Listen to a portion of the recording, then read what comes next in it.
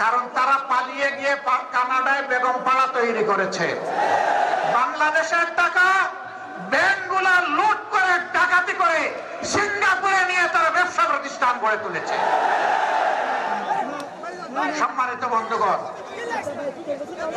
এই ফেসিবাদ শুধু প্রতিপক্ষ রাজনৈতিক দলকে আঘাত করে নাই, তারা বড় আঘাত দিয়েছিল আলিম ওলামার উপর। হেফাজতে ইসলামের নেতারা সারা দেশে অন্যায়ের বিরুদ্ধে প্রতিবাদ করেছিলেন।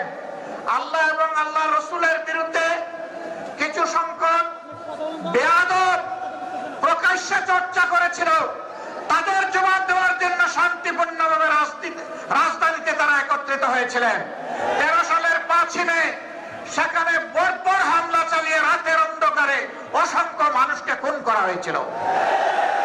এতগুলো আলেম ওলামা, হুফাজে কেরাম, আইতাম, তাদেরকে হত্যা করার পর, খুন করার পর প্রখ্যাত প্রধানমন্ত্রী বলেছিলেন কেউ মারা যায়নি, ওখানে লাল রঙের যে তরল পদার্থ দেখেছেন এটা মোল্লা মৌলবীরা কিছু রং ছিটিয়ে রেখেছিল।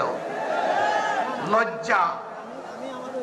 মানুষ খুন করার পরে আবার মানুষের রক্ত নিয়ে উপহাস, এটাই ছিল তাদের বৈশিষ্ট্য। এরা রক্ত হাতে করে ক্ষমতায় এসেছিল আর রক্তাক্ত হাত নিয়ে ক্ষমতা থেকে বিদায় নিয়েছে। তারা ক্ষমতায় এসেছিল 9 সালে ফেব্রুয়ারি মাসের 25 এবং 26 তারিখ ঢাকার পিলখানায় তৎকালীন প্যারামিলিটারি বিডিআর এর হেডকোয়ার্টারে 2 দিনে 57 জন প্রতিশ্রুতিশীল দেশপ্রেমিক চৌকস সামরিক অফিসারকে তারা হত্যা করার মাধ্যমে তাদের হত্যার অভিযান শুরু করেছিল। আর 24-এর গণবিপ্লবে ছাত্র, তরুণ, যুবক, কৃষক, শ্রমিক, মা বোনদের বুকে, ভাইদের বুকে, সন্তানদের বুকে গুলি চালিয়ে কাঁড়ি কাঁড়ি লাশ ফেলে দিয়ে যখন সামাল দিতে পারে নাই, তখন যারা বলেছিল অমুকের কন্যা দেশ ছেড়ে পালায় না, তারাই তখন তারা কি করেছিল? জমিন দিয়ে হাঁটার, গাড়ি চালিয়ে যাওয়ার সাহস তারা হারিয়ে ফেলেছিল। আমাদের দুঃখ লাগে, আমাদের গর্বিত সেনাবাহিনীকেও এই খুনের কাজে তারা ব্যবহার করার চেষ্টা করেছে।